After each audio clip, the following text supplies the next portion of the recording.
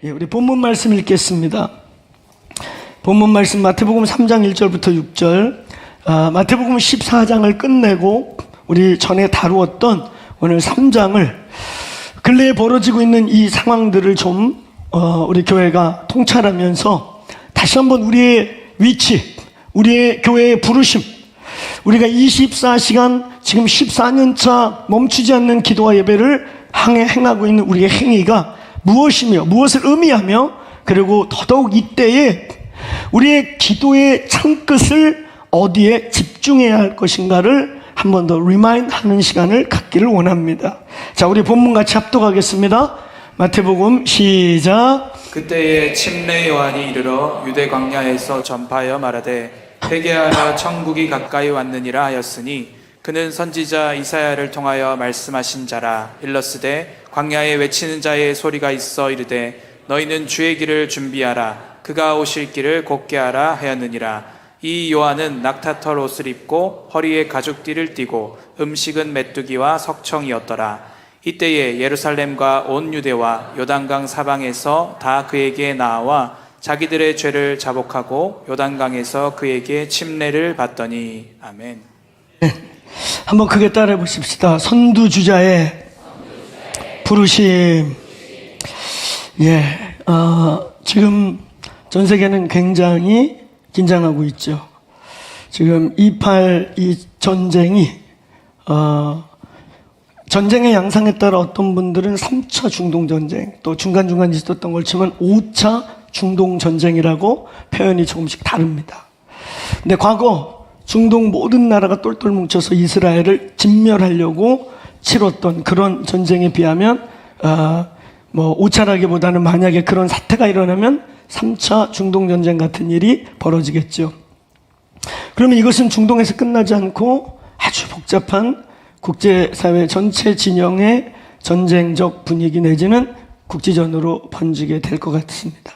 그래서 이 전쟁이 여기서 끝나도록 국제사회가 많이 지금 조언도 하고 참여하지만 이스라엘 입장에서 볼 때는 마치 의도적으로 니네 뒤로 발 빼지 마, 니들 발 빼지 마, 그런 어거지로 싸울 수밖에 없도록 의도적으로 학살을 해서 잔인하게 자녀들을 막 참수해서 시체를 쌓아놓고, 이건 의도적으로 너 우리한테 항복을 하든지 까불지 말든지 찌그러지든지 아니면 덤벼봐, 이런 피할 수 없는 싸움을 아주 의도적으로 건 것 같은 상황이죠. 어쩌면 이스라엘 근대 역사 속에 홀로코스트 이후에 최고의 참상입니다. 그래서 이스라엘은 뒤로 물러가기가 쉽지 않을 것입니다. 그래서 지금 텔아비브 공항은 빠져나오는 외국인들과 몰려 들어오는 유대인들로 공항이 지금 북새통이에요. 놀라운 것은 자국민들이 열방에서 너무 많이 들어오고 있다는 거죠. 내 조국을 지키겠다고. 도망가는 게 아니라. 이 망할 나라들의 특징은 뭔 일 생기면 도망갈 생각부터 하고 빼내갖고 돈 챙겨서 다 도망가는 짓만 해요. 근데 이런 하나님의 선민과 특별한 민족의 특징은 그냥 몰려와요. 지금 공항이 난립니다. 해외 미국 중심으로 유대인들이 있는 공항들은 유태인들이 몰려와서 지금 난리라고 그래요. 일사각오로 이건 물러갈 수 없다. 그래서 지금 이 2.8 전쟁은 심각합니다. 사실 국제사회가 어떻게 함부로 개입해서 중재하기 쉽지 않은 상황이에요. 그래서 저희는 이 상황을 보면서 지난 주빌리 때 어떤 부분을 해석함에 있어서 이 사후정의 영들을 인하여 곡해될까봐 중간에 오프 더 레코드로 저희 현장에 오신 분들과 우리 리더들에게 일부 공유해서만 듣기를 했지만, 이 상황을 저희가 어떻게 해석하고 보아야 할까? 이스라엘 편이냐, 팔레스타인 편이냐, 미국 편이냐, 배후가 이슬람이냐, 이란이냐, 심지어 자작극에 가까운 방조냐, 모사드가 몰랐다는 것 같은 우스꽝스러운 거짓말이 어딨냐, 라고부터 시작해서 여러 가지 이 전쟁의 발발은 실제로 납득이 안 갈 상황들이 참 많습니다. 모사드가 몰랐어도 중동을 늘 손바닥같이 돌아보는, 심지어 테슬라 같은 데서 나오는 스타 온라인 같은 4천 몇백 개의 위성이 전 지구를 다 살피고 있는데, 모사드나 미국 정보부가 아니어도 일반 위성으로 봐도 그들이 1년 넘게 준비하고 훈련했던 일을 캡처할 수 없는 시대가 요즘은 아닙니다. 그래서 이 발발에 대해서 많은 음모론적 여러 가지 일들이 일어났어요. 그래서 지난 주빌리 때 이 상황을 제가 오프 더 레코드로 함께 좀 정리한 이유는 뭐냐면, 이런 일이 터지니까 이 종말론 이 찌라시들 막 이렇게 난립니다. 또 날로 유튜브에 난립니다. 막 때를 기다렸더니 대목이야, 대목. 이때 또 대목 만났어, 몇 사람들. 그런데 문제는 그들이 대목을 챙기는 이유가 혼미한 그들 때문입니다. 아니, 전쟁 사기를 3번 쳐갖고 집을 팔았으면 그만 속아야지. 이혼까지 하고 별짓을 다 했는데 안 났잖아. 3, 4년 전에 전쟁 고사하고 코로나가 왔잖아. 그만큼 혼미한 자들이 많아서 이런 일 터지면 그들이 대목을 맞이해요. 진짜 집도 팔고 막 이혼까지 하고 심지어 완전히 사로잡아 버려요. 두려움이 우리에게 틈타고 진리에 혼돈이 있고 혼미하면 충분히 그렇게 끌려갈 수 있어요. 오늘 예수의 이름으로 모든 두려움이 떠나갈지어다. 죽음이 내 앞에 와도 그리스도인은, 정상적인 성령의 사람들은 샬롬이 우리를 지배할 때 그게 정상 상황이에요. 믿습니까? 지금 웃을 수 없는 상황이고 울 수밖에 없는 상황이고 감사를 할 수 없는 상황이고 발등에 도끼가 찢겨서 고통이 온몸을 지끈지끈하는 상황인데도 감사합니다. 샬롬! 그게 성령의 능력이에요. 인간의 힘으로 불가능하단 말이에요. 알겠습니까? 성령이 여러분을 지배하시길 축원합니다. 평강의 왕이요, 어깨에 정사와 권세를 메고 샬롬, 기묘라, 권세라, 평강의 왕이라, 그 평강의 왕의 지배를 받으시길 축원합니다. 두려우면 틈이 생겨요. 알겠습니까? 두려움이 온다 그러면 어떻게 생각하면 되냐면, 귀신이 역사하는구나, 사탄이 나를 흔들고 있는구나, 틈을 열고 있구나, 이렇게 생각하면 돼요. 예수의 이름으로 모든 두려움 떠나갈지어다. 그래서 혼미케 되지 않기 위해 저희는 이번 금요일날 우리의 이 시각을 어떻게 이해하고 보아야 하는가를 우리가 잠깐 정리했어요. 그러면서 우리는 4가지 정도의 기도의 방향성과 기도 제목을 선포한 것입니다. 첫 번째는, 여러분 이 상황을 보면서 분노와 살육과 전쟁을 북돋는 사단의 역동질을 예수의 이름으로 꾸짖으셔야 합니다. 꾸짖으셔야 돼요. 이쪽이든 이쪽이든 그걸 바라보는 이쪽 편에 무리든 저쪽 편에 무리든 부안해동하고 경거망동하고 혼미하게 하고 막 흔들고 격동케 해서 더 많은 살육과 잔인함이 일어나는 이 죽음의 영, 사탄의 영이 묶일지어다. 그걸 중보하셔야 됩니다. 이쪽이든 이쪽이든 소중한 생명들이 무참하게, 이유도 내가 왜 죽는지도 모르고 악한 자들의 몇 명의 사리사욕과 악귀와 사탄의 괴계 때문에 죽는 일이 예수의 이름으로 멈출지어다. 주님, 저 땅을 긍휼히 여겨 주옵소서. 이 살인과 죽음과 분노와 이 영을 묶고 파쇄하는 기도를 하셔야 한다. 두 번째, 이것이 하나님께서 엔타임적 상황으로서 우리 인간이 막을 수 없는 하나님의 시간의 움직임의 어떠함이라고 한다면, 그런 하나님의 시간이라고 한다면 저와 여러분은 더더욱 기도하셔야 합니다.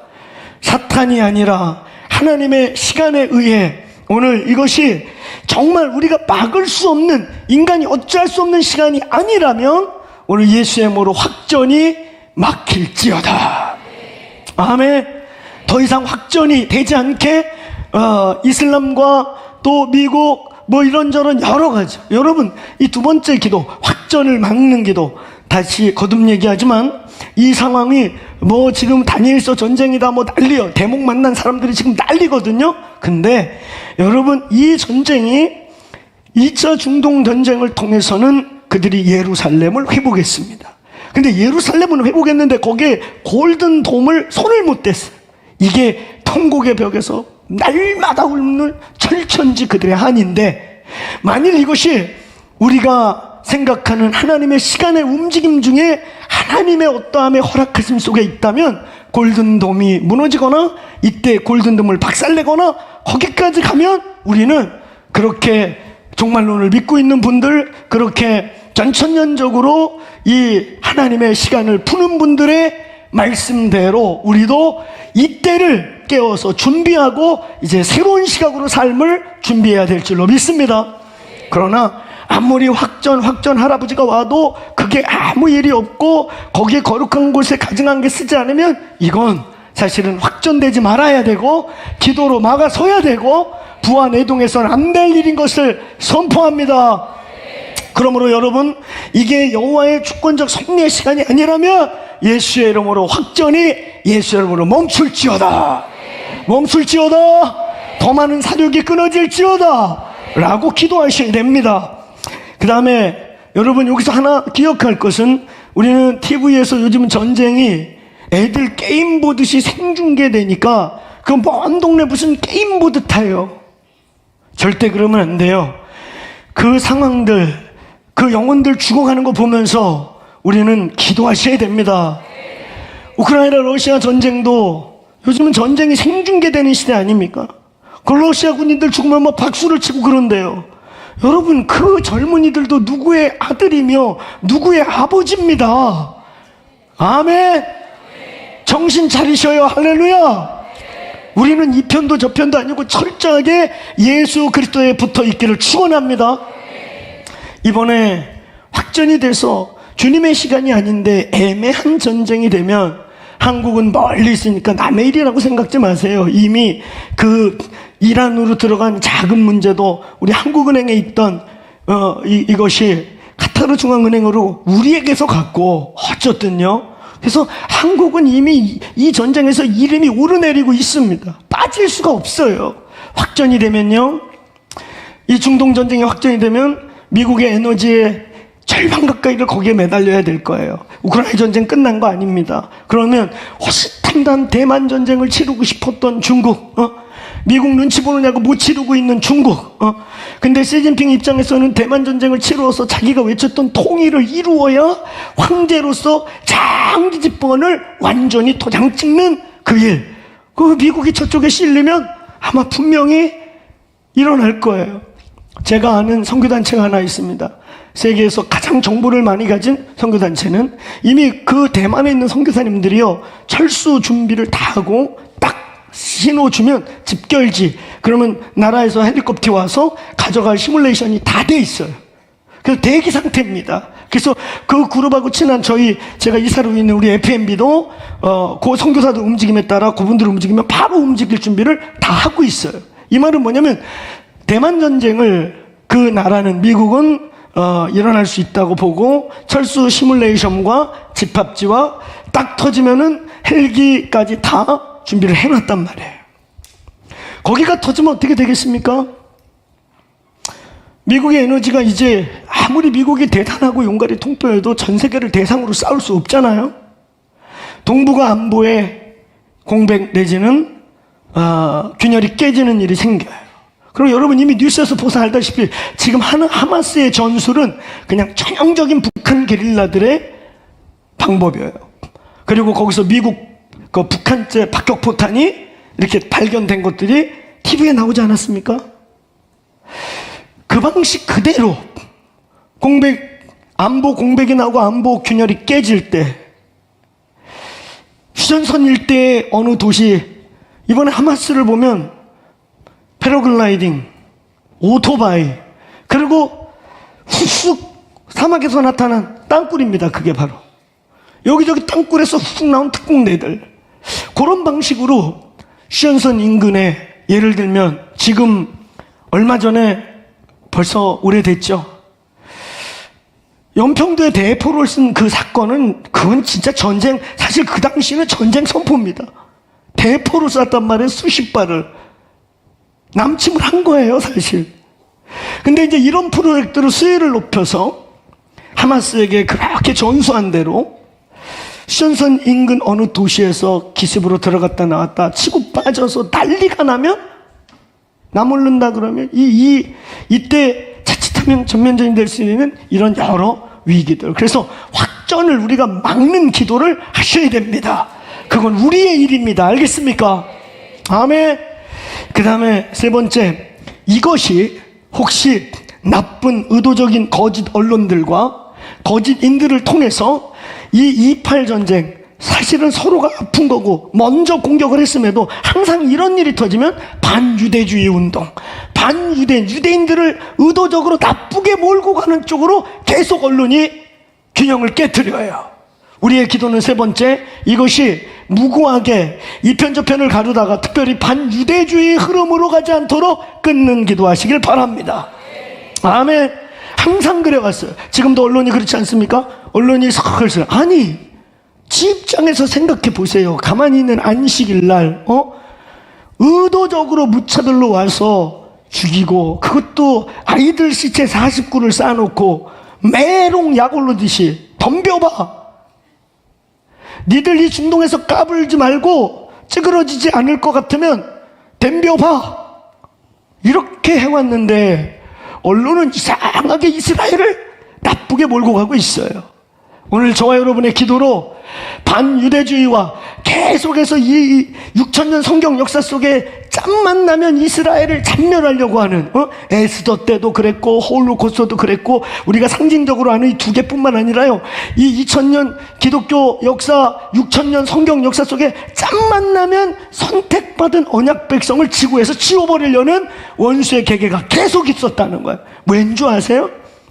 이 땅에서 유대인이 사라지면 이 구속사적 출발과 뿌리가 지워지는 거예요. 야훼 하나님이 아브라함과 약속한 거는 시건한 하나님이 되고 언제든지 없어지는 하나님이 되고, 아브라함의 언약이요, 오늘 메시아를 통해 우리에게까지 온 걸 믿으시길 바랍니다. 마태복음 16장에 대적의 문을 취하겠다라고 하는, 이건 예수님이 즉흥적으로 말한 게 아니에요. 창세기 21장 22장에 하나님이 이삭을 바치고 난 다음에 그 사랑을 받으시고 내가 나를 이같이 사랑하는 알았다 그러면서 그때 준 축복이 뭔지 알수, 이삭에게 네가 대적의 문을 취할 것이다. 그러니까 아브라함과의 언약이 사라지고 하나님이 니들 영원히 약속한다고 했는데 지키지 못했고 사라져버리면 하나님은 시건하는 하나님이 돼버려요. 그래서 로마서는 8장까지 이방인의 구원, 9장부터 11장까지 분명하게 내 고륙 친지 이스라엘을 하나님이 회복하실 것이다. 믿습니까? 그래서 로마서는 1장부터 11장까지 8장까지 이방인의 구원, 유대인의 구원 합쳐서 구원, 그리고 12장부터 구원받은 사람이 어떻게 살아야 할까가 전개된 게 바로 로마서 전체입니다. 사랑하는 여러분, 오늘 이 흐름이 반유대주의로 가고 이상하게 균형을 깨는 원수의 이 고춧가루 뿌리는 것 같은 일에 이 교회가 깨어있길 바랍니다. 깨어있길 바랍니다. 오늘 주님, 이스라엘을, 하나님의 선양 아사셀 양같이 고난받고 있는 저 백성들을 긍휼히 여겨 주옵소서. 예수아를 보는 기회가 되게 해 주옵소서. 이렇게 기도하시기를 축원합니다. 네 번째, 이때에 저와 여러분은 더더욱 계시록 14장 4절의 말씀과 같이 저희 교회는 이제 21세기 모라비안을 2024년도에 캐치프레이즈로 선포하고 우리의 방향을 그리로 갈 것입니다. 그래서 1월 달에 펜실베니아의 베델 마을이라고 젠젠드로프가 3년 동안 살면서 세팅한 모라비안 그 사이트가 있어요. 모라비안 폴이 하나 있는데 전 세계 몇 군데 있는데 모라비안 대학, 중고등학교, 그리고 그 라이프 스타일이 그대로 가장 잘 보존되어 있는 게 그 펜실베니아에 있는 모라비안 사이트예요. 거기서 교수 한 분이 오셔서 모라비안의 언어, 모라비안의 영성, 모라비안들이 400년, 300년 가까이 그 영성을 유지해 오면서 한쪽에는 기도, 멈추지 않는 기도, 한쪽에는 선교. 이 기도와 선교, 선교는 기도 없으니까 죽더라. 기도가 부흥하니까 기도의 결과는 선교더라. 할렐루야. 이 두 가지를 멈추지 않으려고 하다 보니 공동체가 형성되고 자급자족과 젠덴도르프 같은 경제 구조가 일어나더라. 오늘 21세기 모라비안으로 가시길 축원합니다. 이 방 안에 21세기 진젠 도르프들이 일어날지어다. 저희가 이제 그 방향으로 가는 거죠. 이때에 여러분 그 모라비 안에 심볼을 보면 어떤 거냐면 하얀 어린 양 한 마리가 이렇게 있고 여기 십자가 깃발을 걸고 있는 그림이 있죠. 그게 뭐예요? 계시록 14장 4절의 말씀을 상징으로 그린 거예요. 그게 한번 따라해 보세요. 어린 양이 인도하는 대로 어디든지 갑니다. 어린 양이 인도하는 대로 가시길 축원합니다. 어린 양은 박호종이 아니고 이만희가 아니고 어떤 이상한 교주가 아니고 유튜브가 인도하는 대로 어디든지 가오리다도 아니야. 아멘. 유튜브가 인도하는 대로 어디든지 가오리다. 이 혼미한 족속들, 오늘 예수의 이름으로 이때 더더욱이요, 네 번째 우리의 기도는 하나님 이때 어린 양과 더 깊게 아이 컨택하는 교회와 리더들 되게 하여 주옵소서. 아멘. 어린 양이 인도하는 대로 주님이 오실 날이 가까워질수록 성령이 교회들에게 하신 음성을 들으시기를 축원합니다. 축원합니다. 우리는 어떤 역할을 하는 자들이죠. 그 어린 양의 어떠함들을 해석해드리고 방향 제시를 하고 함께 분별하고 함께 가는 자지 우리가 어린 양이 아니다. 아시겠습니까? 아멘. 이때 성령이 교회들에게 하심을 듣고 분별하고 그 방향으로 갈 수 있는 공동체가 되게 하여 주옵소서.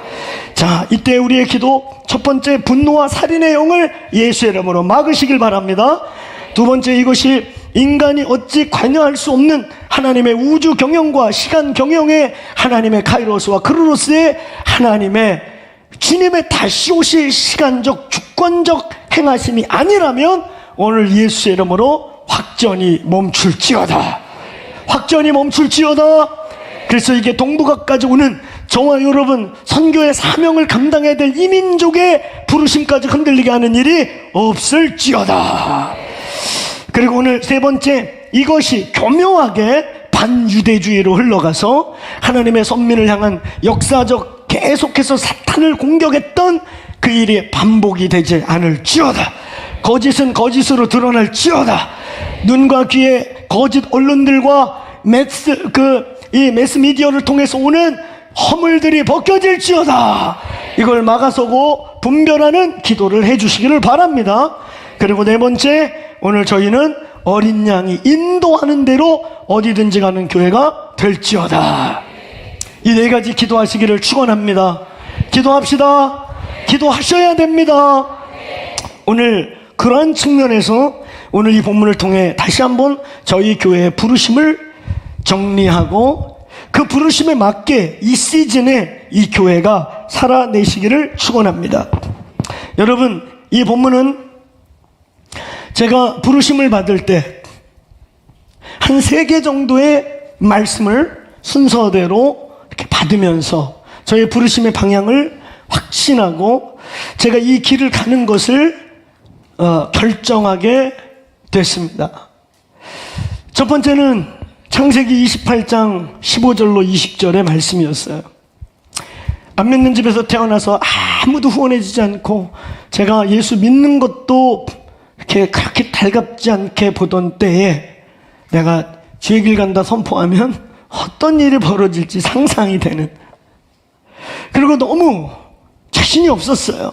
내가 이 길을 갈까? 이거 아무나 가는 거 아닌데. 그럴 때 하나님이 어느 집회 저 구석에 몸이 너무 안 좋은데 그때 예수도 거의 잘 안 믿던 어머니가 갑자기 벌떡 일어나서 부흥회 가자. 그래서 그날 제가 몸이 너무 아팠거든요. 그래서 내가 속으로 이 양반이 갑자기 나 아픈 거 알고 지금 괴롭히려고 그러나? 아니 벌떡 일어나더니 부흥회 가자는 거예요. 우리 교회 집 앞에 저희 모교회가 거기 있었는데 부흥회 가자고 막 난리를 쳐가지고 어머니가 가자니까 몸 너무 아픈데, 그래서 어거지로 어머님 모셔다 앉혀놓고 저는 몸이 안 좋으니까 저 구석에 찌그리고 앉아 있었는데 어머니는 저를 거기에 강제로 데려다 놓고 앉자마자 고개가 꺾이셨어요. 끝난 때까지 깊은 안식을 취하시고, 근데 그날 저는 거기서 딱 쓰자마자 강사님이, 저희 교단 어르신인데, 나는 사명자 집회하는 사람이요, 내 집회에서 주의 종들이 많이 나옵니다, 이러고 입을 여시는 거예요. 그리고 몸에 막 고열이 나가지고 저기서 웅크리고 있는데, 저는 평생 그런 일을 아마 거의 처음인 것 같아요. 대언 기도라고 그러나 이렇게 제 의지와 상관없이 내 입에서 방언이 막 나오더니 딱 끝이면 내 입을 통해 그분이 말씀하시는 거예요. 아들아, 내가 너와 함께 있을 거다. 네가 어디를 가든지 너를 지킬 것이며 너를 이끌어 이 땅으로 돌아오게 할지라, 내가 너와 함께 있어 내가 내게 허락한 일을 다 이루기까지 너를 떠나지 아니하리라. 그러니까 또 방언이 막 나와요. 그랬더니 또 딱 끝이더니 이제 제가 말을 하는 거예요. 주님, 만약에 진짜 그 약속을 지켜주시면 저는 10의 1조를 구별할 것이며 하느님과의 언약을 지킬 것이며 저는 이 길을 가 여호와께 단을 쌓겠습니다. 이렇게 방언으로 주고받고 그래서 저희가 11조에 아주 민감해요. 네. 우리 집사람하고 저는 선물 받은 것도 가격 매겨가지고, 어떨 때 가격이 계산이 애매하면 퉁쳐서 깎는 게 아니야. 깎는 걸 좋아하지, 퉁쳐서 주님 거 떼먹으면 안 되니까 플러스로 조금 여유있게 이렇게 해서 드려요. 이게 저와 저희 자녀들이 저희의 그냥 모습을 보고, 우리 아이들한테 뭐 11조라는 가르쳐 본 적이 없는데 그냥 우리가 앉아갖고 그런 거를 보고 그냥 자란 거예요. 한 번은 우리 큰아들이 6학년 때인가 중1 때인가 6학년 때인가 어릴 때였으니까 갑자기 제 서재로 막 달려오더니, 아빠, 아빠는 부자가 되겠네? 왜? 아빠는 직업이 목사라. 이거 직업 군으로 치면 명예직이야. 명예직이 뭐냐면 빚 좋은 개살구. 대단히 있어 보이지만 돈을 못 갖는 직업이야. 그리고 아빠는 예수원에서 무수유 선포했기 때문에 내 이름으로 아무것도 안 해. 그래서 부자가 될 일이 없을 것 같은데 아빠는 천국에서 상 받지. 그랬더니 걔가 느닷없이, 그때 이 친구가요, 초등학교 때 그 만화 비슷하게 된 락펠러의 책을 읽고 있었던 거예요. 그래가지고 뛰어와가지고, 왜냐면 이제 엄마 아버지가 맨날 11조 갖고 뛰고 뭐 이러는 걸 봤으니까, 아빠, 그 락펠러 알죠? 그 사람이 그렇게 그래가지고 그렇게 됐대. 근데 아빠도 보니까 엄마가 그러니까 그렇게 되는 거 아니야? 그러는 거예요. 저는 믿음으로 선포해요. 우리의 믿음의 삶이 저희 육의 자녀와 이 교회 영의 자녀들에게 부어질지어다. 우리는 그렇게 삽니다. 저에게서 그런 서원적 이야기가 나와서 1차 그날 그 온몸 막 열이 40도까지 올라가던 저 구석에서 끙끙대면서, 주님, 이 약속을 그러면 제 이성이 듣는 거죠. 이 영적 현상을 들으면서 주가 날 부르시는구나. 그래서 이제 신학교를 가게 돼요. 신학교를 막상 갔는데 등록금부터 모든 게 막히는 거예요. 시작부터 아주 깡패 합이. 그래서 또 이제 기도 열심히 해야죠.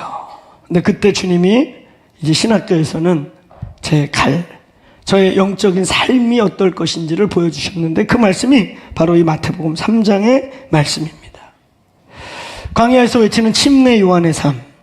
그러니까 주께서 이 종을 부를 때 이 마태복음 3장의 말씀을 주시고, 그것이 저의 영적인 칼라이고 라이프 스타일이고 살아가야 될 방향이라면, 이 종을 통해서 함께 이 공동체를 이루고 있는 이 교회 역시 침례 요한의 부르심이 있는 줄로 받으시기를 축원합니다. 축원합니다. 혹시 아이고야 이거 잘못 왔네, 해필이면 광야 요한이냐, 이런 분 있다면 빨리 잘 탈출하시길 바랍니다. 여러분, 제가 저의 그 신혼 시기, 젊은 시기에 어떻게 살았는지를 들어서 아는 분들은 아시겠지만, 제가 20대, 30대에 가장 즐겨 입던 옷이 뭐냐면 깔깔이였어요. 깔깔이 아세요? 형제분들은 알죠? 예, 군대에서 특별한 마음을 먹고 죽게 회개하며 훔쳐온 옷 하나가 있었어요. 깔깔이라고. 깔깔이가 뭐냐면 우리 형제들 군대 가면 겨울에 입는 야상 잠바 같은 게 있어요. 거기에 내피가 있습니다. 노란색이라고 그래야 되나? 뭐 누리끼리 한색이라고 해야 되나? 그지? 하여튼 황토색과 노란색의 중간 단계 누런 색깔. 그 깔깔이가 주로 교회에서 저의 교복이었어요. 그냥 주로 그 뭐 가난해서 옷도 많지 않아서 그걸 주로 입기도 했지만요.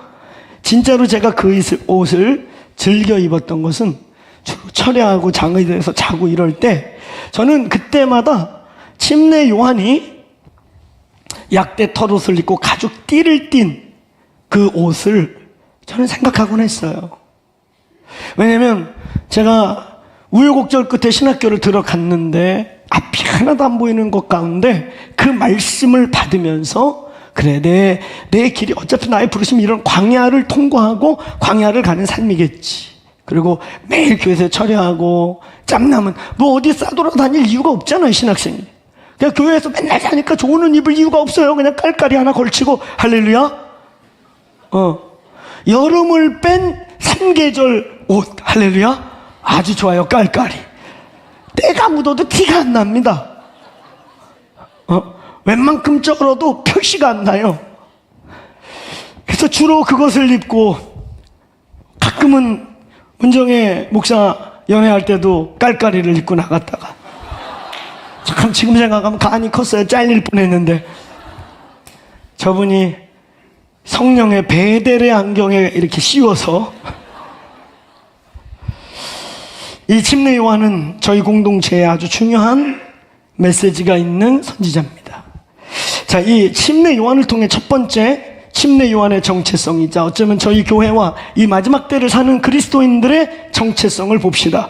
침례 요한의 정체성은 크게 한번 따라해보세요. 선두주자. 선두주자.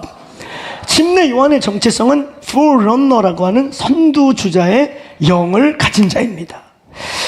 선두주자가 무엇이냐? 저희 교회가 오늘 이 선두주자, 오늘 여기 보면 3절에 외치는 자의 소리가 있어 주의 길을 예비하라. 한번 따라해보세요. 외치는 자의 소리.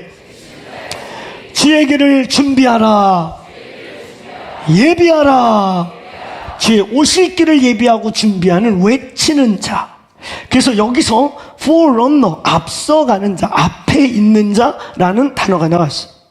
우리가 일반적으로 이 forerunner라고 하면 선두주자 그러면 그냥 통념적 상식적으로는 뭔가 이렇게 프론티어인가? 개척자를 말하나? 아니면 남들이 안 하는 짓을 먼저 해가지고 이렇게 튀는 사람 있잖아요. 그런 어떤 좀 좋게 말하면 패스파인더인가? 남들이 길을 못 찾을 때 길을 여는 선각자적인 사람인가?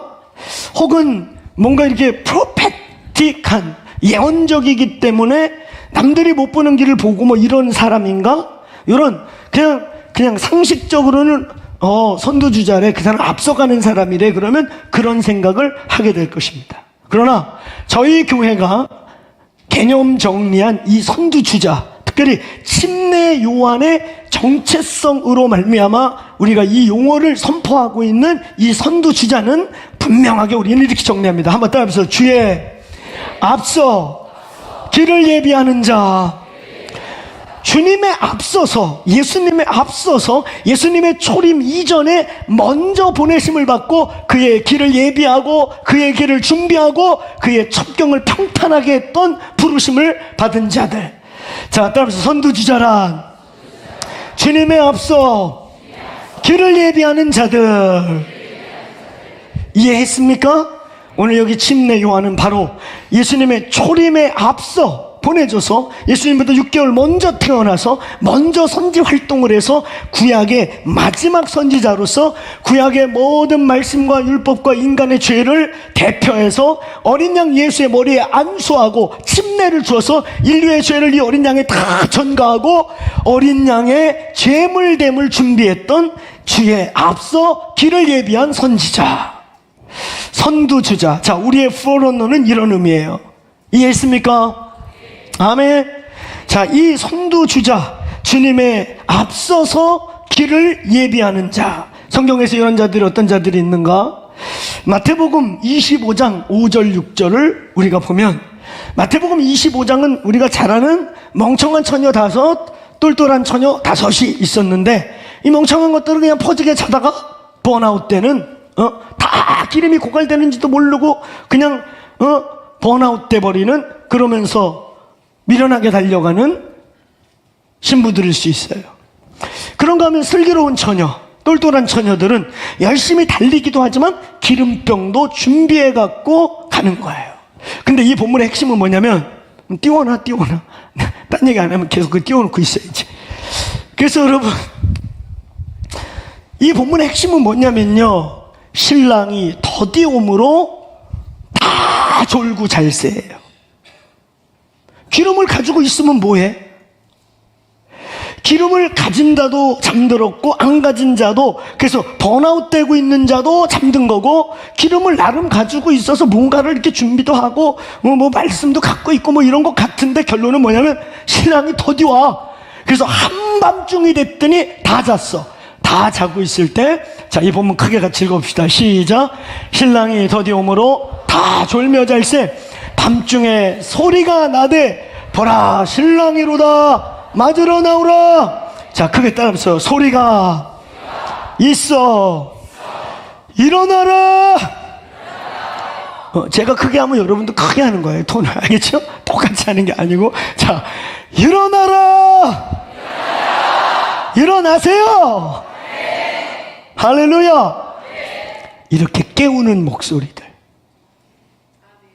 같은 신부이기도 하고 같은 교회이기도 하고 나름 같이 기름을 준비한 걸 같은 자이지만 잠이 든단 말이에요. 성경은요, 이 본문뿐만 아니라 누가복음 18장도 깨어있는 그리스도인이 어떤 자인지를 성경은 분명히 말해요. 우리는 깨어있다 그러니까 뭐 꿈꾸고 환상 보고 이것 보고 저것 보고 이렇게 헤매는 자들을 가끔 깨어있다 그러는데, 그거는 깨어있는 게 아니고 은사가 있어서 스피리추얼 센시티브를 가진 좀 예민한 자인 거예요. 백날 환상 보고 꿈꾸는데 시대를 몰라, 시대를. 그게 먹통이에요. 스피리추얼 센스, 영적인 예민함을 시대적 깨어있음으로 오해하지 마세요. 깨어있다는 건 성령이 교회들에게 하시는 음성을 들을 수 있어야 하는 거예요. 아멘. 그리고 성경 전체는 이 깨어있음에 결국은 뭐와 연결하냐면 주의 다시 오심을 사모하고 주의 다시 오심을 갈망하지 않으면 다 잠든 겁니다. 오늘날 한국교회 문제가 뭐예요? 천국 소망이 없어요. 여러분 천국 갈망하세요? 천국 진짜 갈망하는 분만 크게 아멘 해보세요. 이렇게 인생이 힘들어요? 우리 교회 되게 힘들어요? 그냥 다 팽개치고 내일 천국 가면 좋겠다, 그런 건가? 그런 거예요. 우리 교회 많이 어려워요? 요즘 어려운가 봐? 어려움과 상관없이 영원의 갈망이 있습니까? 근데 이게 쉽지 않다는 거예요, 이 시대에. 그래서 끼케야 신앙의 간증이, 목사님 우리가 20년 됐는데, 목사님 20년 전에 우리 신방 올 때 월세방, 10년 전에 10년 후에 신방 왔을 때 전세, 이제 집 샀어요. 그리고 집에서 죽는 자들을 집사라고 한대요. 하늘의 소망이 없고 영원한 가치를 잃어버렸고 영의 맛이 없고 영적인 맛을 잃어버린 지 오래돼서 우리의 신앙의 평가가 땅의 것으로만 평가되는 거예요. 사랑하는 여러분, 예수를 믿다가 이해할 수 없는 고난이 올 때, 예수를 믿는 것 때문에 어떤 저항과 부딪힐 때 이상히 여기지 말라. 고난을 이상히 여기지 말라. 아멘. 오늘 여러분, 이 외치는 소리, 신부들이 있고 주의 종들이 있지만 소리가 있는, 일어나라!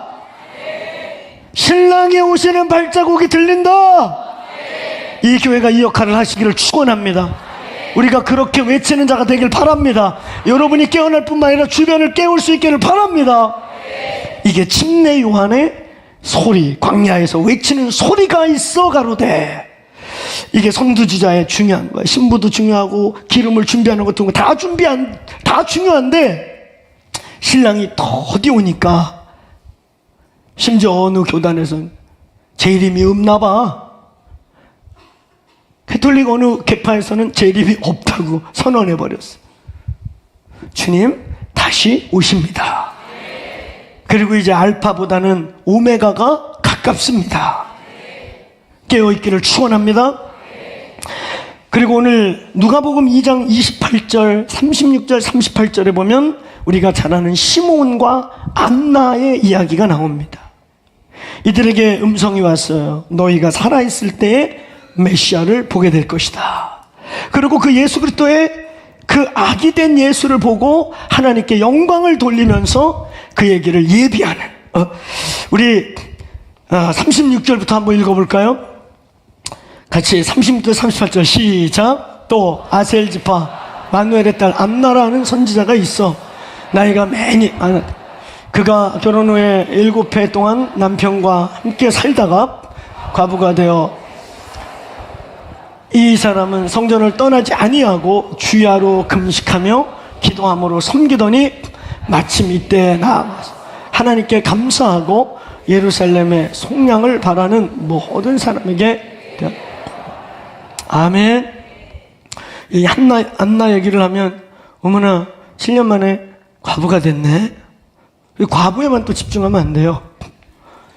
7이라는 숫자는 의도적이고 아주 예언적인, 아주 행복하고 충분한 가정생활을 보내고 그게 어쩌면 두 번째 사명같이, 그래서 어떤 학자는 심지어는 과부가 됐다는 것은 상징일 수 있다. 저 사람이 어느 날 성전에 그냥 안나 콜링이라고 하는 마치 사무엘을 드린 것처럼 왔다고 해석하는 학자도 있어요.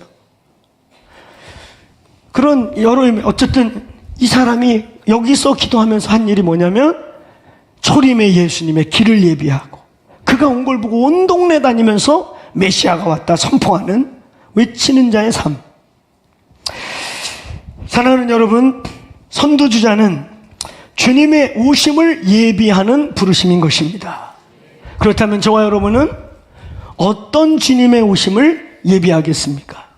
지금 우리가 읽은 이 마태복음 25장은 세컨 커밍을 준비하는, 다시 오실, 두 번째 오실 예수님을 향해 외치는 소리인 것이고, 오늘 여기 한나와 시몬은 첫 번째 초림의 예수님의 오심을 기도하고 준비하고 외친 자들인 것이고, 오늘 이 침례 요한은 대표적으로 초림의 예수님의 길을 외쳤던 포런너인 것입니다. 오늘 저와 이 교회, 제가 부르심을 받고 이 시대를 살아가고 있고 동시대를 살아가고 있는 저와 여러분, 이제 우리는요 두 번째 다시 오실 예수님을 외쳐야 할 자들인 것입니다. 이건 신천지의 메시지가 아니고 구원파의 메시지가 아니고 이단들의 메시지가 아니라 건강하게 하나님의 교회가 회복해야 될 메시지입니다. 믿습니까? 한국 교회가 이거에 답을 안 주니까 다 신천지로 빠지고 구원파로 가는 거 아니에요? 물으면 답을 안 주고 저쪽은 답 비슷한 걸 주고 있고. 사랑하는 여러분, 주의 오심을 예비할지어다 우리는 이 포런너로서의 부르심, 다시 오실 예수님을 준비하는 부르심에 대하여 우리는 First Mary Movement라는 말을 한때 많이 썼어요. 네 번째 마리아 운동. 첫 번째 마리아, 예수님을 이 땅에 탄생하도록 생명과 청춘과 젊음과 모든 걸 내어드렸던 마리아. 두 번째 마리아, 아무도 그의 장래를 생각지 않을 때 무지 중에든 유지 중에든 옥합을 깨서 그의 죽으심을 준비했던 마리아. 세 번째 마리아, 아무도 그 부활을 믿지도 않고 부활에 집중하지 않고 그러고 그가 죽었다고 끝나서 두려움과 공포에 다 숨어 있을 때 예수의, 우리로 치면 사모제 같은 그 장례 절차에 그날을 기념하기 위해 무덤에 갔다가 부활한 예수를 제일 첫 번째로 목격하고 예수님 부활했다 라고 선포했던 세 번째 마리아, 주의 신부들을 상징하죠. 이제 네 번째 마리아, 다시 다시 오실 예수님을 준비하고 다시 오실 예수님을 맞이할 준비를 하는 교회를 신부로 단장하고 신부로서 교회로 단장하는 교회로 일어나는 네 번째 마리아들이 되시기를 축원합니다. 이 교회가 네 번째 마리아가 되시기를 축원합니다. 큰 두 번째, 오늘 이 침례 요한의 외침의 내용은 그럼 무엇이었는가? 뭘 외쳤는가? 침례 요한이 광야에서 뭘 외쳤는가? 여러분, 여기에 오늘 2절에 보니까 분명한 메시지가 있습니다. 크게 한번 선포해 봅시다. 회개하라, 회개하라, 회개하라. 하나님 나라가 온다. 아멘. 놀랍게도 이 메시지는 뒤로 넘어가서 4장 17절에 예수께서 공생애를 처음으로 시작할 때 입을 열어서 드디어 짠짜잔하고 이스라엘의 예루살렘에 나타나서 첫 입을 열어 외친 메시지가 회개하라, 하나님 나라가 임하기 시작했다. 오늘 이 메시지가 이 공동체의 메시지인 걸 받으시길 축원합니다. 회개가 있기를 축원합니다. 회개를 바르게 알기를 축원합니다. 회개 없는 신앙생활 출발이 되지 않은 거예요. 오늘 우리 오후부터 듣게 될 우리 그림전도 세미나, 제가 이렇게 미국에서 목사님이 이렇게 압축해서 주의 종들 모아놓고 세미나 할 때에도, 그리고 또 얼마 전에 사당동에 있는 어느 교회에서 세미나 할 때도 거듭 확인되는 것은요, 복음이 너무 명확하고 분명하고, 복음 얘기하고 지옥 간다고 겁주고 협박하고 그러는데 복음이 없어. 아니, 지옥 간다고 그렇게 겁주고 똑바로 살으라고 그렇게 얘기하고 뭐 이렇게 했는데, 그럼 어떻게 가요? 어떻게 가면 돼요? 잘 살아! 그러면 어떻게 구원을 받으라는 거야? 그냥 도덕적으로 살려는 거야? 행위를 잘하면 된다는 거야? 그 본의 아니게요, 행위론자라는 오해를 그래서 받는 거예요. 아니, 지옥 간다고 흔들었으면 우리가 좀 문제가 있는 거 알아요. 그치요? 심각한 거 알아요. 몰라서 우리가 안 바뀌는 게 아니잖아요. 그래서 막 흔들고 겁주고, 이대로 가면 니들 다 가짜야. 그럼 우리 진짜 되는 법을 알려주세요. 똑바로 살아. 그럼 똑바로 살면 천국 가는 거예요?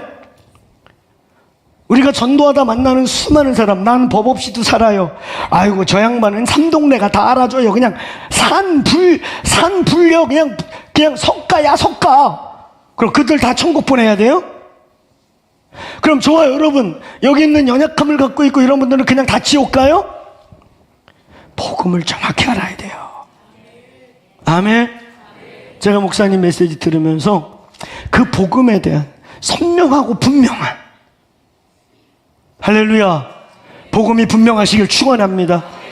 복음이 분명하고 생명이 분명하면 더디냐 빠르냐 좁으냐 크냐에 따라 정도의 차이지 반드시 생명은 변화를 가져옵니다. 아멘. 그럼에도 또 자빠지고 넘어지고 자빠지고 넘어지고 그렇게 구원 가스라이팅하고 막 천국 지옥 흔들어 제끼면서 겁주는 분들이 그렇다고 보면 예수님같이 사는가? 비슷해요. 다. 더 표독스러워요, 가끔은. 사랑하는 여러분,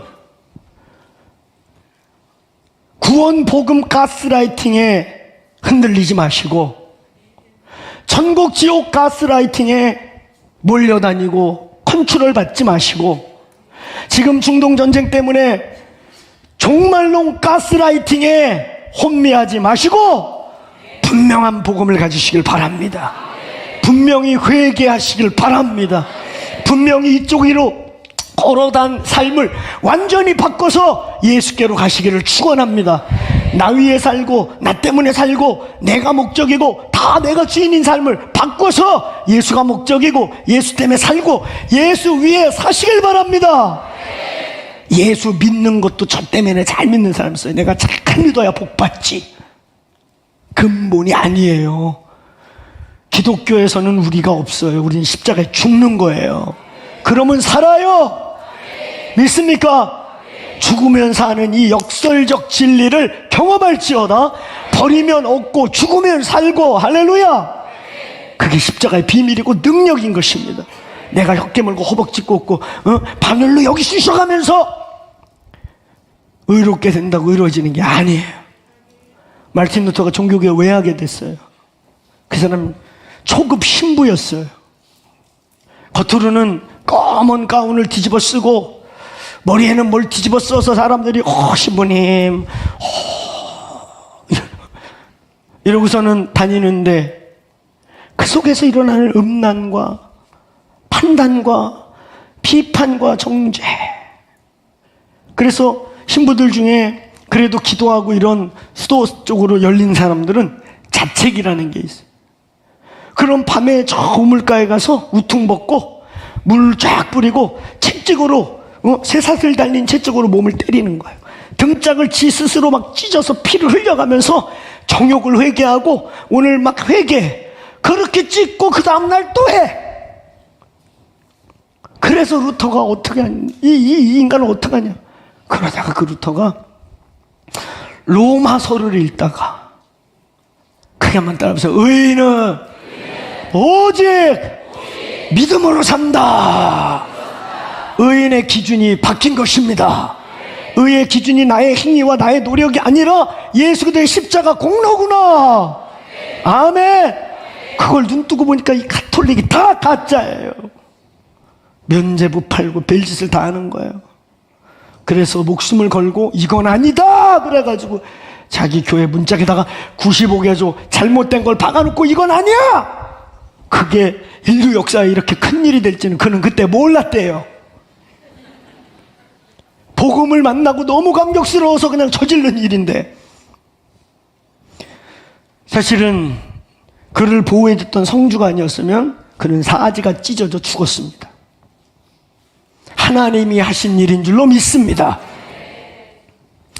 중간에 또 완전히 지쳐가지고 그 당시에 가톨릭 세력이 워낙 크니까 이건 이제 망쳤구나 그래가지고 막 거의 힘이 빠져가고 이러고 있는데 그 아내가 갑자기 소복을 입고 옆에 나타나서 막 울더래.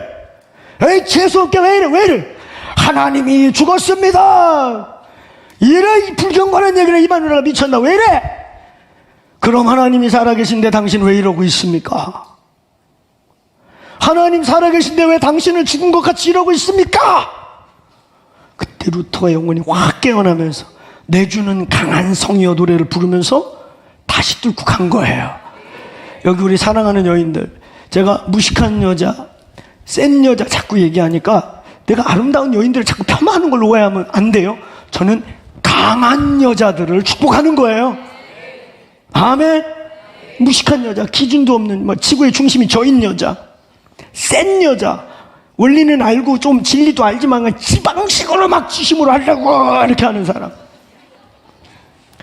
강한 여자, 지혜로운 여자, 불의와 어둠 앞에서, 그리고 나의 사명 앞에서, 나와 내 자녀와 남편을 세우는 데 앞에서는 이를 악물고 타협지 않지만 에스더처럼 죽으면 죽으리라 하고 나아가는 자들, 이 방에 있는 여인들이 위대한 강한 여인들 되시길 축원합니다.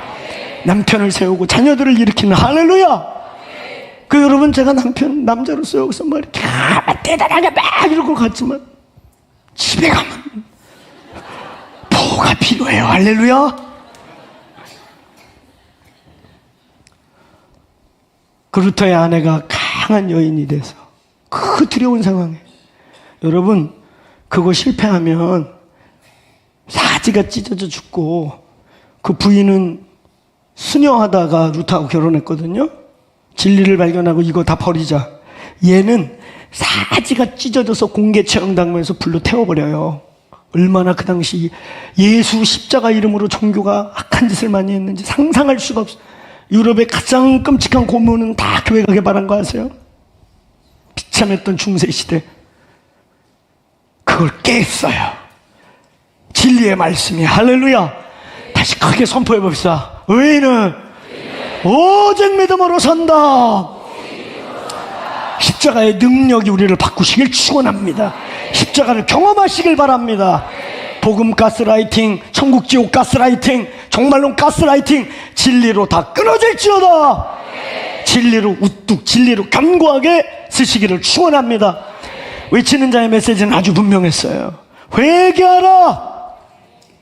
이제 길을 바꿔라. 주인을 바꿔라.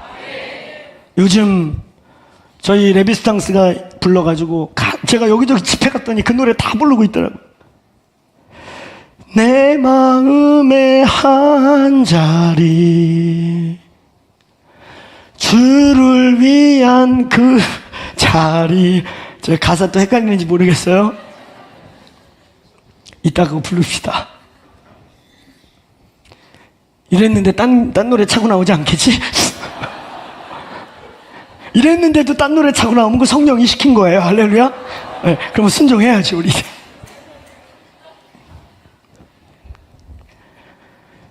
광야의 삶은, 외치는 자의 삶의 메시지는 다른 게 없어요.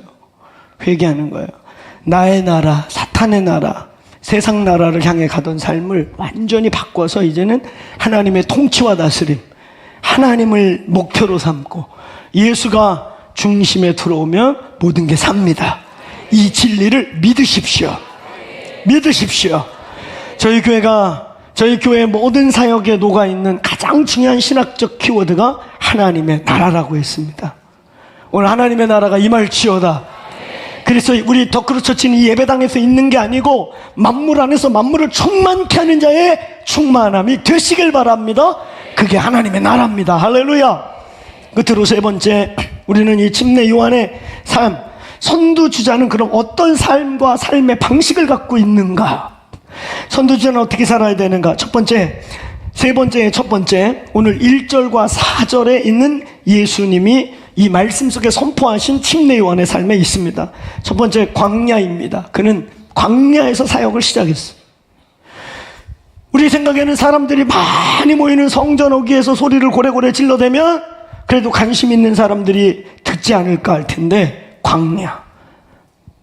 광야는 그 당시의 유대 개념에서 아주 많은 영적 의미들이 있는데, 우리가 저 앞에 마태복음에서 귀신이 나갔다가 물 없는 곳을 헤매고 다니다가 찾지 못하고 헤매이고 다니다가 다시 돌아왔다 할 때 그 광야를 물 있는 곳을 찾았다 했잖아요. 물이 없는 광야를 쏘다니고 다니다가 돌아왔다. 우리 그렇게 해석했잖아요.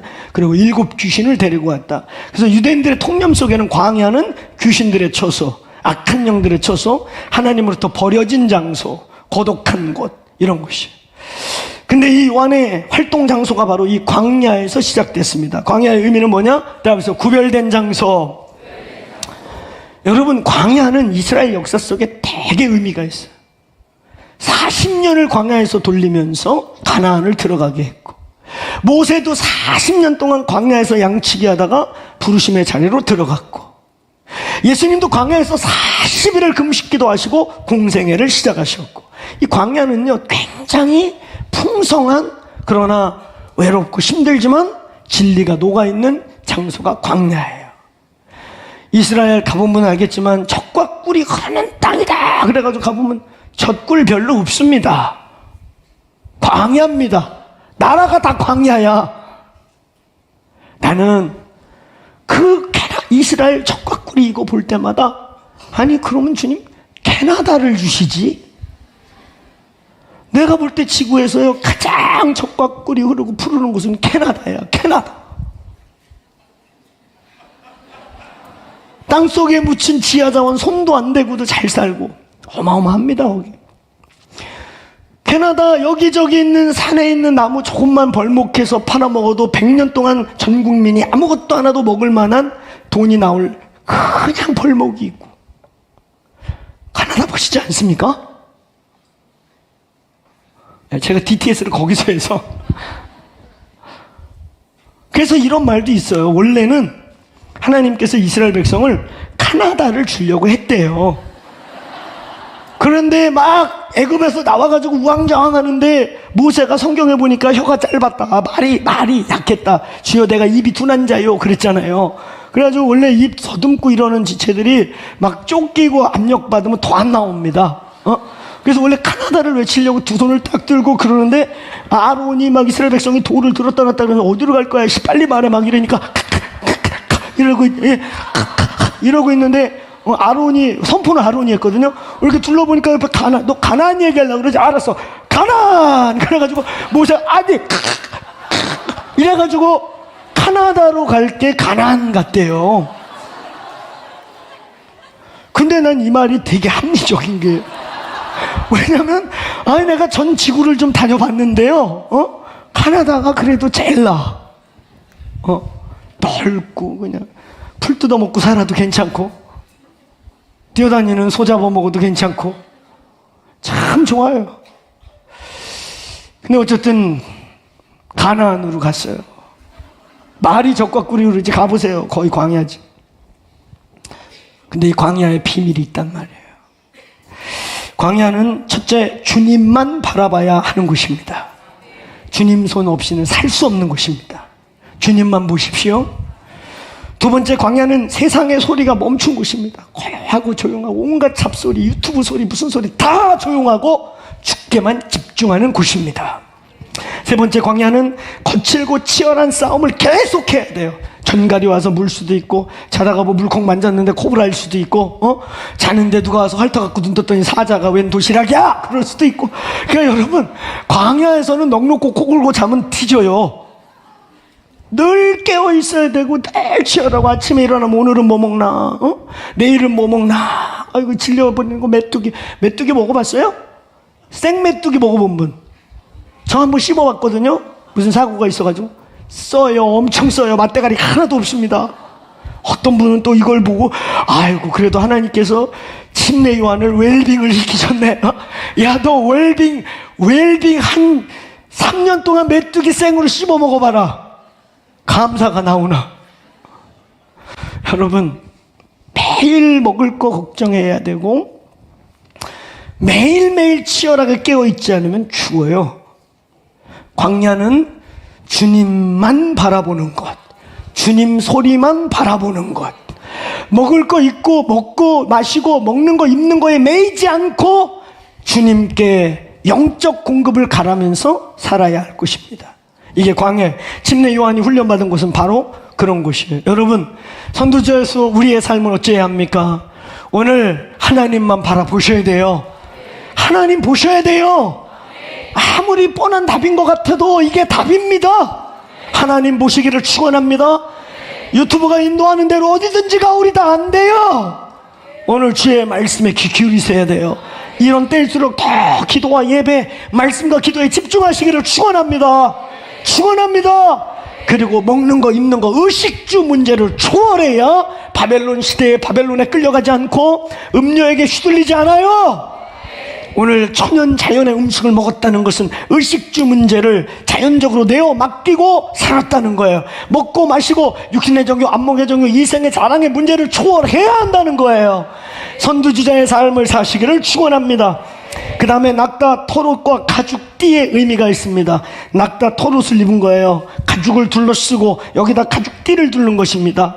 어떤 분이 아이고 그 옛날에부터 밍크를 입으셨네. 양털 밍크. 그렇게 좋으면은 속에 팬티는 입으셨는지 모르겠지만 생에 가죽 한번 걸치고 살아봐라. 여러분, 의도적인 의상 연출이에요. 의도적으로 지나가다 보면 미친놈같이 생각할 수 있는 이렇게 정교하게 다듬어주지 않는 가죽을 벗겨갖고 둘러서 가죽띠를 들려 누가 봐도 광인으로 보이거나 이상하게 보이는 의도적 의상 연출. 이건 뭐예요? 나시린적 선지자로서의 자신을 의도적으로 선포하고 있는 것입니다. 분명한 정체성인 거예요. 분명하게 나 선지자야, 나 여호와가 보낸 사람이야, 광인 아니야 라고 사람들 눈에 보이게 하는 거란 말이에요. 자기가 누구인지, 내가 왜 광야에서 미친 자같이 이러고 있는지, 나는 나시린적 선지자야. 사랑하는 여러분, 선두주자는 자기 정체성이 분명하게 사는 자들인 것입니다. 자기의 사명과 부르심을 헷갈리지 않는 자들인 것입니다.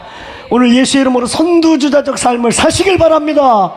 오리무중하게 살지 마시고 이때 명확하게 의도된 연출된 옷을 입고 가죽띠를 뗐다는 게 뭐예요? 이게 요한복음 21장에 가보면 베드로에게 네가 젊어서는 네 마음대로 살았지만 이제 사람들이 띠를 띄어서 살게 할 것이다.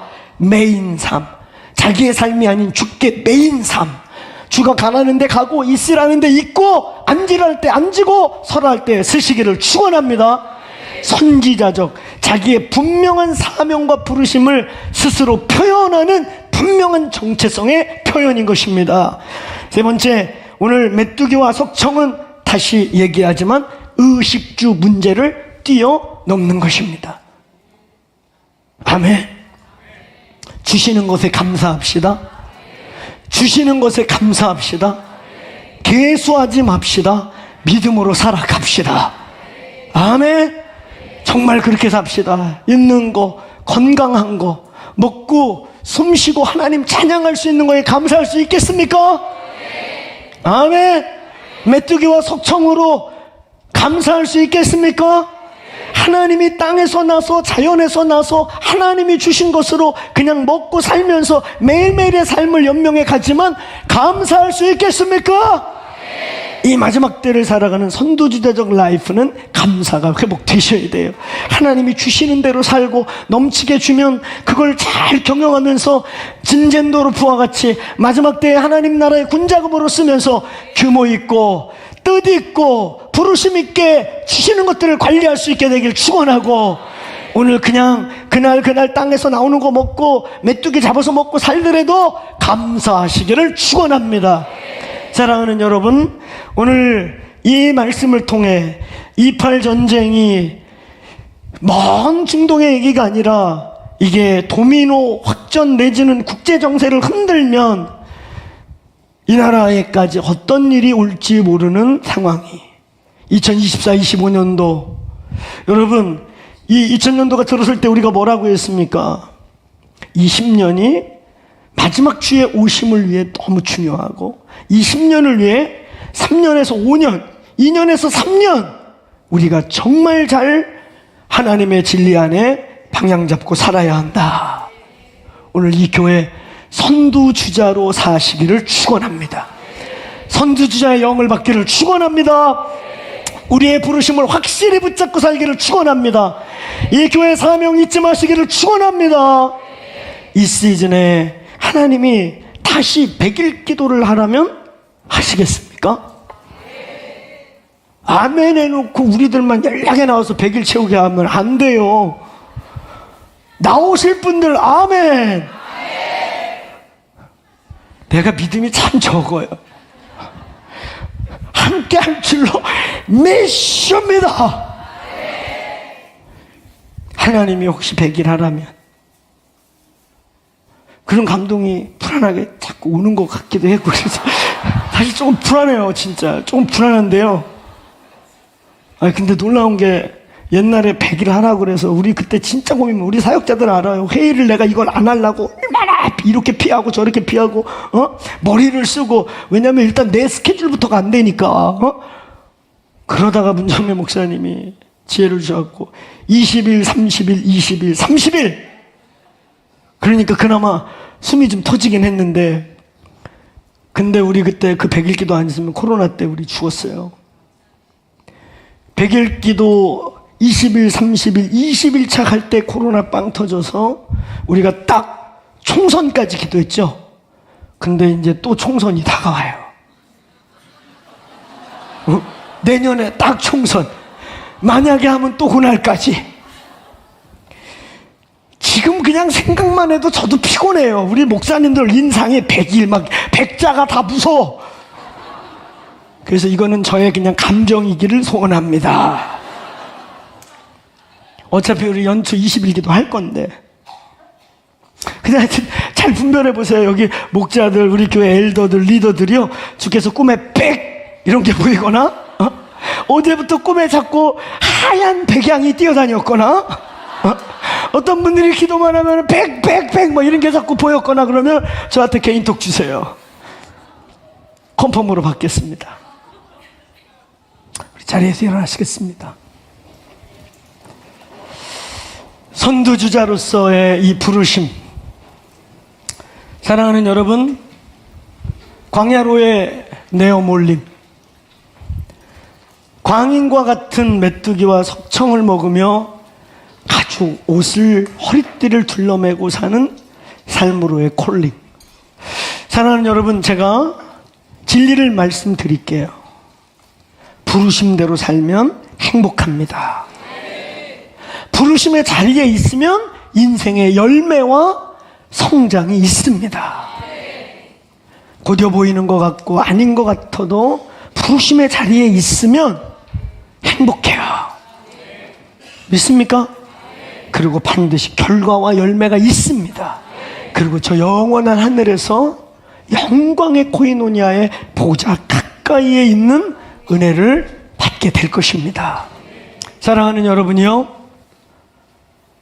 어떤 미래가 우리에게 올지 모르는, 누구도 미래를 예측할 수 없는 수많은 평론가들과 전문가들의 떠드는 소리가 있지만, 아무도 코로나를 얘기하지 못했고, 아무도 코로나 3년에 뭘 해야 될지를 몰랐고, 1년 동안 전 세계 그 한국교회는 진짜 다 먹통으로 앉아 있었어요. 진짜 뭘 해야 될지 몰랐습니다. 사랑하는 여러분, 내일을 알 수 없는 상황들이 밀려올수록 진리를 붙잡으셔야 돼요. 그리고 부르심의 자리에 키를 쓰고 있어야 합니다. 아멘. 부르심의 자리에 있어야 합니다. 그때 하나님이 정렬해 주셔요. 믿습니까? 오늘 선두주자의 메시지는 다른 게 아니에요. 선두주자의 삶은 광야, 메뚜기 옷 다 이런 거 저런 거, 그걸 한마디로 압축하면 회개하라. 매일매일 회개합시다. 매일매일 우리의 중심에 예수가 아닌 것들을 갈아엎으세요. 내 마음에 유일하게 하나의 보좌가 있는데 거기에 돈도 아니고 사람도 아니고 자식도 아니고 오늘 예수만 있게 되기를 축원합니다. 부르심의 자리를 사수하시면 행복하고 이길 것이고, 생진지 사진지 모르는 길들이 혼미하게 열릴 때 부르심의 자리를 찾아가세요. 부르심의 자리를 찾아가세요. 그러면 생지가 열려요. 할렐루야. 오늘 시간 이 찬양 부르고 울려 퍼지면서, 우리 어떤 분은 두 손을 들고 어떤 분은 가슴에 손을 얹고, 오늘 내 마음에 예수 한 자리에 있을지어다. 이때 주인이 아닌 것들에게 휘둘리고 주인이 아닌 것들에게 끌려가고 사탄에게 진동하고 거짓 소리에 혼미하면 죽어요. 죽어. 부르심의 자리로 가시길 축원합니다. 이때 회개와 하나님의 나라 진리의 기둥을 붙잡으시길 바랍니다. 이 시간 우리 주여 한번 외치고, 하나님 나를 혼미하게 하는, 내 마음을 산란하게 하는, 부르심을 흔드는 오늘 내 영의 눈에 착시현상을 일으키는 모든 것들이 떠나갈지어다. 광야에 머물지어다. 선두주자의 삶을 살지어다. 이 교회는 부르심에 충성하고 충실할지어다. 내 영혼아 깰지어다. 내 영혼아 주를 바라볼지어다. 오늘 그렇게 돌파의 함성을 외치며 내 영혼에게, 나의 환경에게 오늘 영계 선포하며 이 찬양 부르며 나가십시다. 기도하겠습니다.